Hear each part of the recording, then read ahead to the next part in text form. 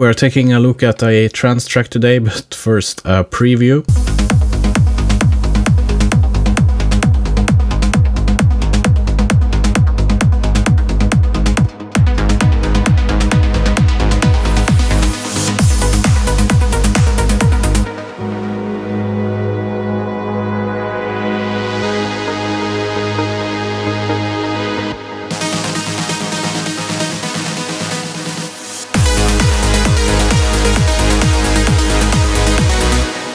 It's basically a formulaic trance track like the ones we heard a few years ago. That's what I basically wanted to get out of my system, and this track appeared in Ableton Live. If you want to support what I do, I have links to my templates in the description below. Not necessarily this one, but other Ableton Live templates, so you can download everything in a bundle, or you can go in and select each and every template and just download them manually for free. So important things in a trance track, obviously the kick and bass. You should really try to get the levels of the kick and bass in the ballpark where they should be. And to do that, I have used a reference track to try to guide my levels. So I basically just took a professionally made trance track, which is pretty high on Spotify and I have a lot of plays and everything. So you know that at least that track works.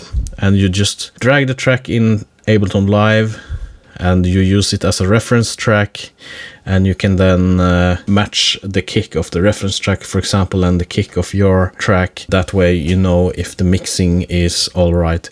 I might do a video on how you can set this up. This is going to take like 5 minutes to explain, so I won't do that here.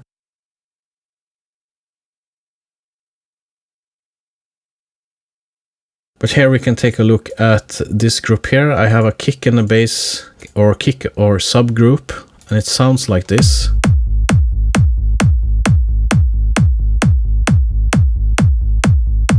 Just a basic kick. The sub is being played by Diva.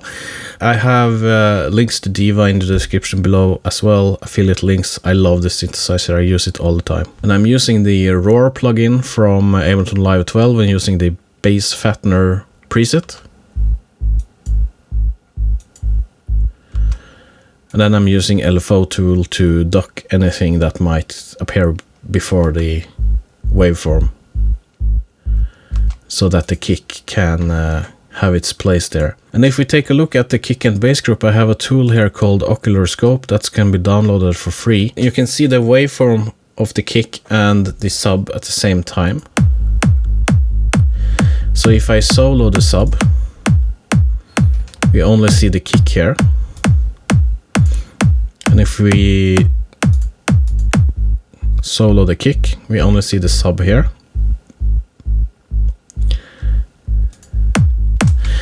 And the reason for doing that is to see if you have any overlap here, so you might get phase issues.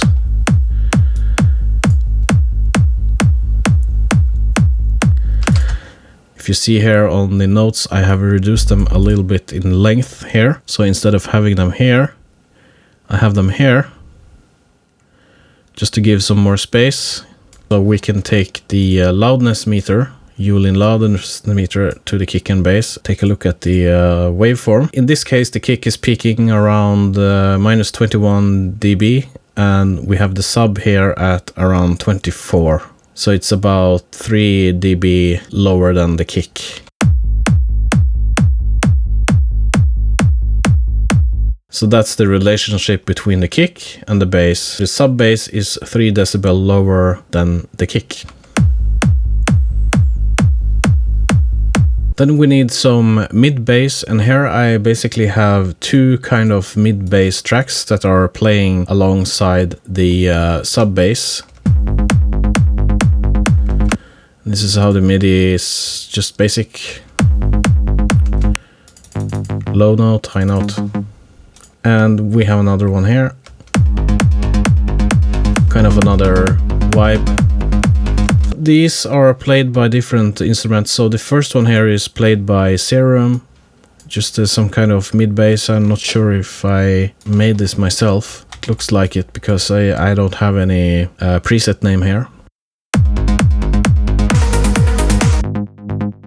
If I turn off all effects, it sounds like this. And if I turn on the effects in Ableton here, it sounds like this. The effects in Ableton actually makes this sound more or less, because the basic raw sound from Serum, it's this sound. And then you have the effects in Ableton Live.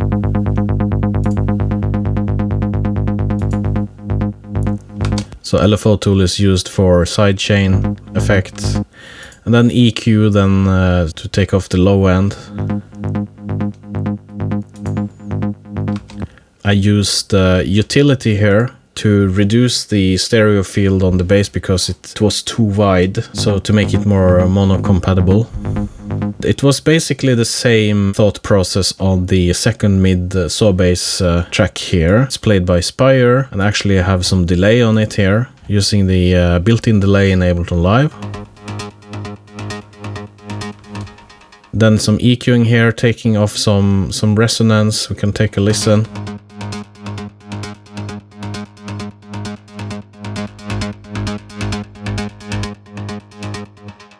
Some side chaining with LFO tool. It's actually not side chaining, it's just ducking the volume.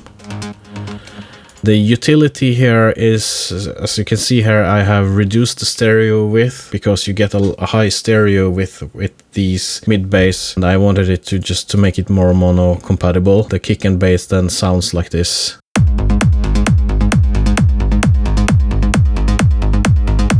We can take this Ulean loudness meter, free plugin, and we can put that on the main master here, and before the limiter, we just play the mid bass. You can see it peaks around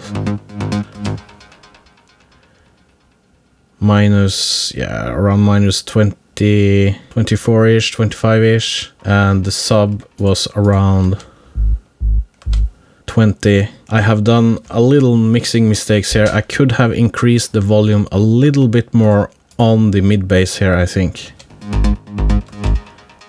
They lack a little bit in the mid actually in this track, so I have released this track, so I'm not going to do so many changes on it, because I mean sometimes you just have to get it out there. I might have increased the volume a little bit more on this mid bass and maybe kept the low end here on this one. So if I turn off the EQ on this mid bass here, I don't know if you can hear it. I think I would probably keep it there somewhere. I don't think the bass is clashing. So that's basically the kick and the mid bass, one of the most important parts of a trance track. Then we have some percussion, you know, some loops, some clap. These are just basic samples you can find in any sample pack really, but I do some things to them that might be interesting for you. So if I take a look at this percussion loop here, so if I turn off all processing here, it sounds like this. If I turn off all processing, this loop sounds like this. How does this sound if I just turn it on in the track?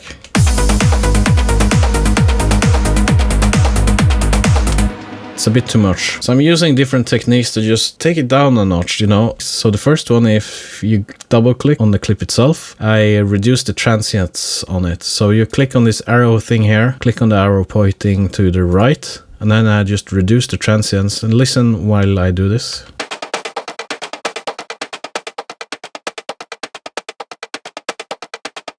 So I set it to 10 in this case. Then I'm doing some EQ on it, taking off a lot of the low end. And then I'm using a vocoder, the default vocoder, and I'm dragging it in on the track, and I am adjusting the dry wet knob until I get the kind of organic feel I want, because it makes it a little bit more organic.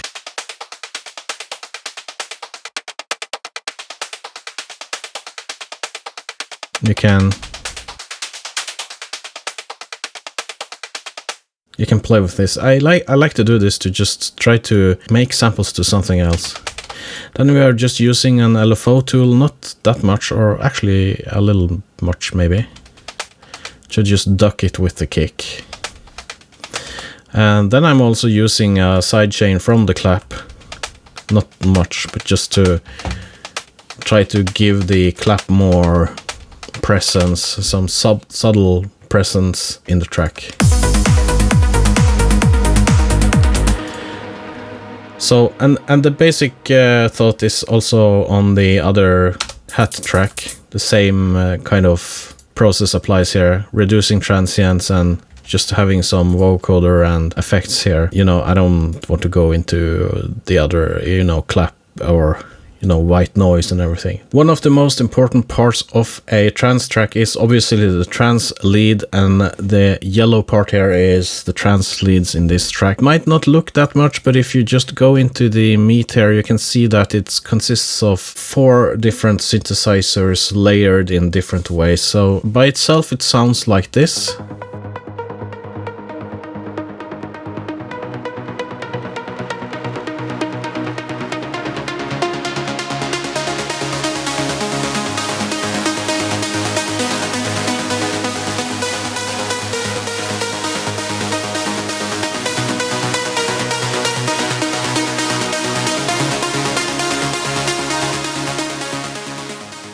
So the way of building up this layered type of trance rack is a tip I got from Reorder on YouTube, so make sure you visit him.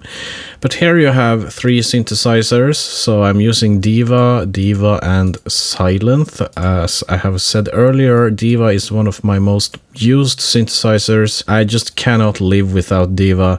That's basically what most of my tracks consists of, is Diva. Sometimes I use Silent and sometimes I use Serum, but you know, I just love that analog kind of goodness or emulation Diva is using, and I just cannot get enough of it. So I recommend watching Reorder's video about how to make this type of trance lead rack. But basically the thought behind this is that you take one lead, then you EQ the way you want, so you try to get nasty resonance out, and you try to identify what part or in the frequency spectrum that sounds best in this particular patch, kind of try to emphasize that in this particular lead. So meaning you cut off the parts you don't want in this lead, and you might go to another synthesizer, add back the part you cut out from the other lead just to get this fat sound, but maybe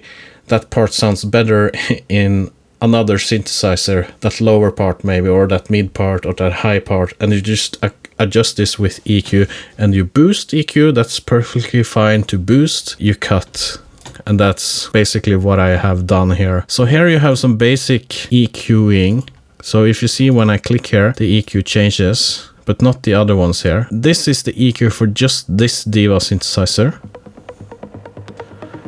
So if I just solo this one now and turn off the EQ, we can go to the part here where it's loud.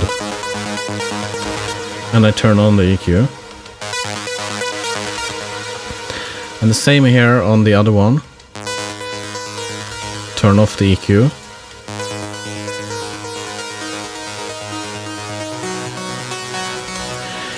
Maybe you don't hear much because it's being processed afterwards here as well with a lot of other type of plugins. This is an EQ here where I'm boosting around 700 Hertz for the entire group here. I just felt it was needed there. And then we have a compressor going here. Then we have a reverb.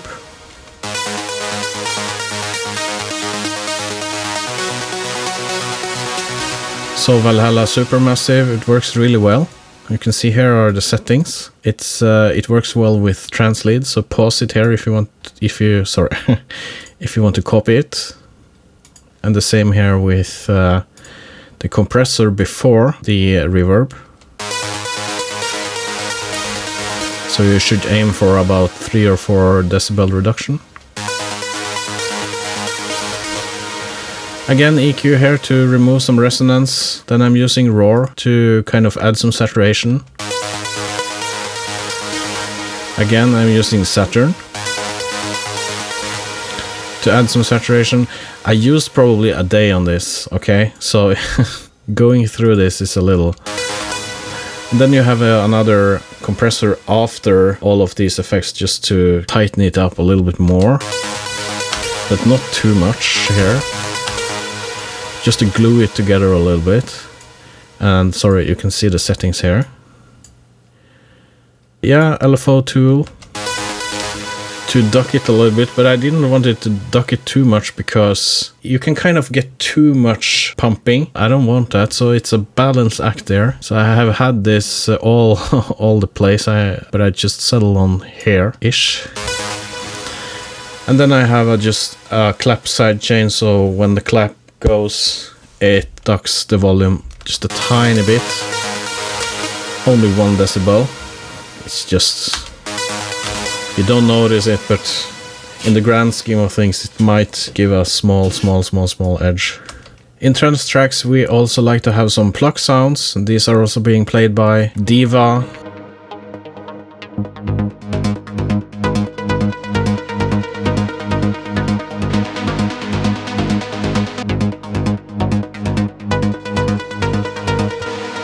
So it's just a basic melody, nothing too fancy.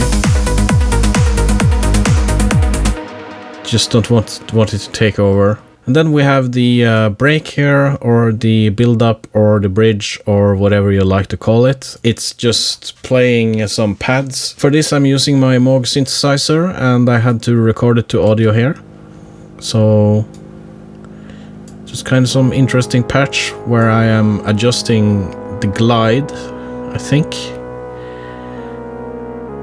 And I'm automating the glide on the synth. I don't know, I don't remember, I think it was that. And then we introduce the plucks here.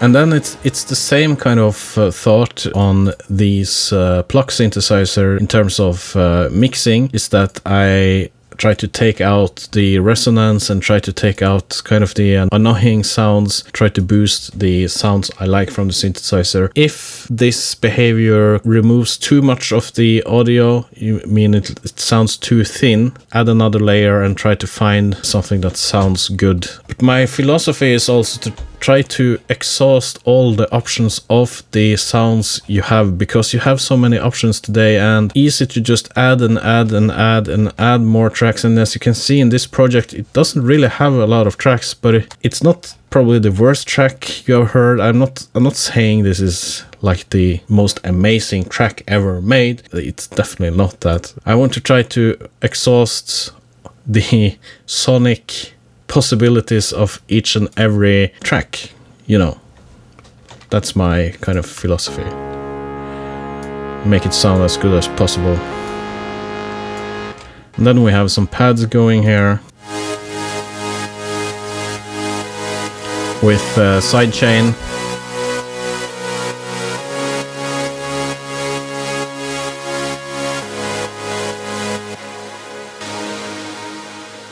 And everything just becomes this.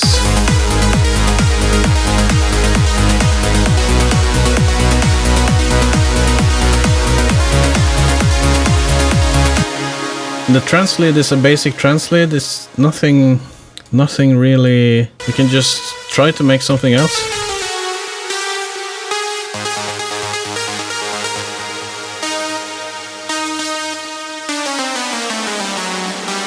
Something like this.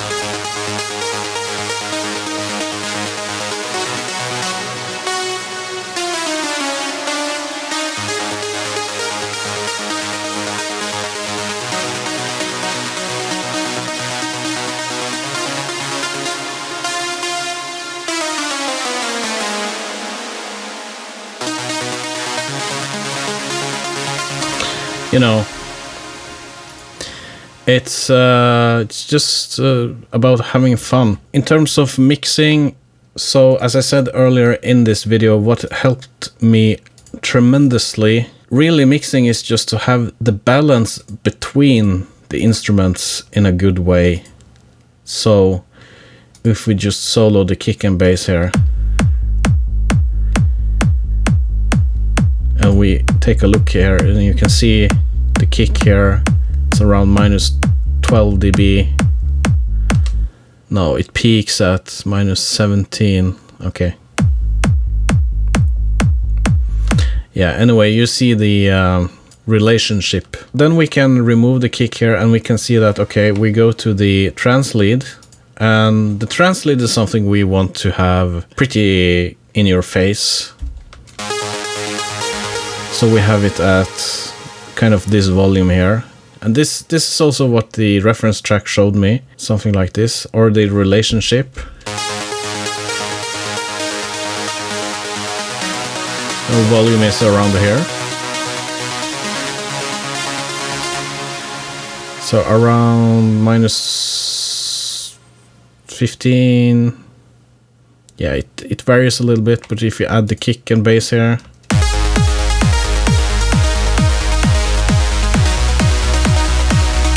the pads, you don't want the pads to be higher than the trance lead in this case.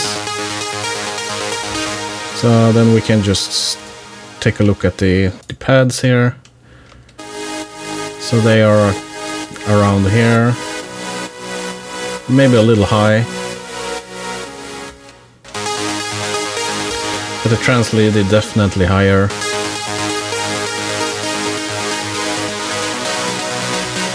If you take a look at the percussion,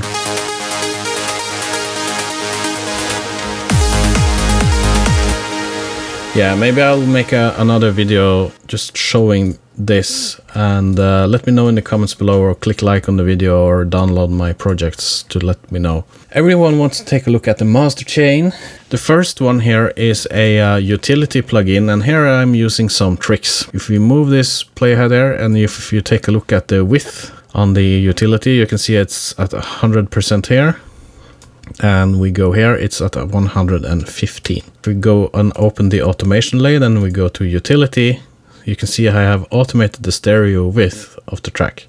So it's at 100% in the intro and in the breakdown and the build-up, and then when it goes to the drop or climax, I increase the stereo width of the track to 115%, just to give it a little bit more impact.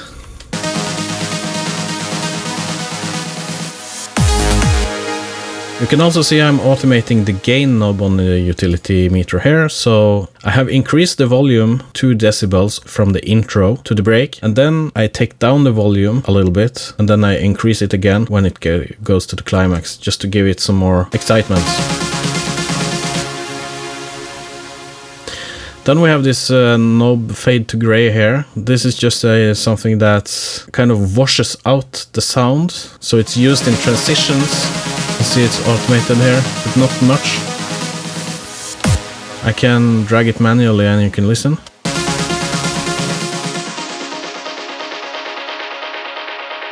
Something like this. Kind of a cool effect. And then I'm using Soothe 2. I think I use that with the plugin Less Mud on the master, just to try to clean up some of the mid-bass. Then I'm using the Roar plugin from Ableton here. Gives it some saturation.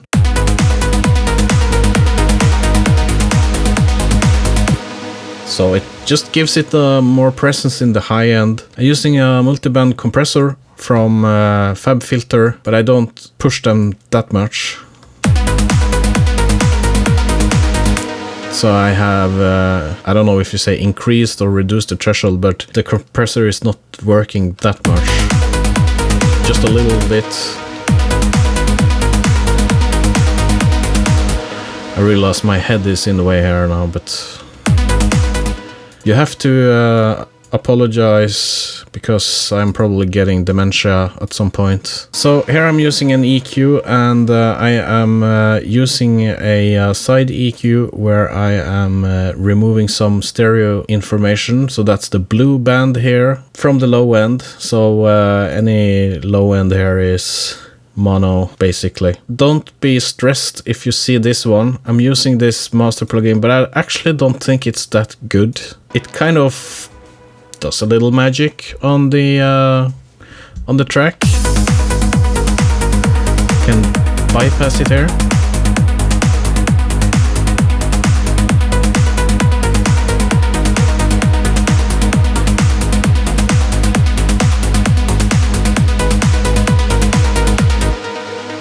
It does something, it adds a little bit, maybe tighten it up a little bit. I want to try to make the mix as good as possible before I go to the master chain. So basically I want the track to sound as good as possible even before I add anything on the master chain here other than like the limiter and some utility. And that's my goal. I don't want to use plugins on my master chain to make the track sound better, but sometimes I do.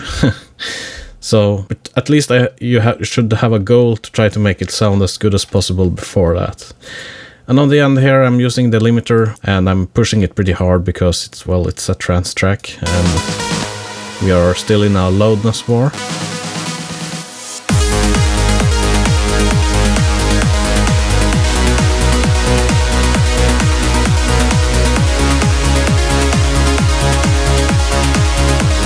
And yeah, that's basically the track, and I really hope you got something out of this video. That's at least my goal, and if you want to take a look at some of my templates, they are linked in the description below. You can download the bundle for a very low price, and I really appreciate it if you want. Or you can just go and download the templates for free, because I know what times we are living in. Things are expensive and all of that. I don't claim to be an expert in music production, or I'm not saying that you should do this or should do that. Download a reference track, go to Spotify, take the top listened track to some of the tracks or kind of the tracks you want to make and use that for a reference, and then at least you know kind of it should sound like this, if that's your goal, you know. And that was my goal with this track. I wanted it to sound like a trance track. I think I got it sounding like that. Thank you for following me. I appreciate all of you people commenting. I try to answer each and every one of you, but sometimes life is just time, you know. Yeah, basically, thank you. Goodbye.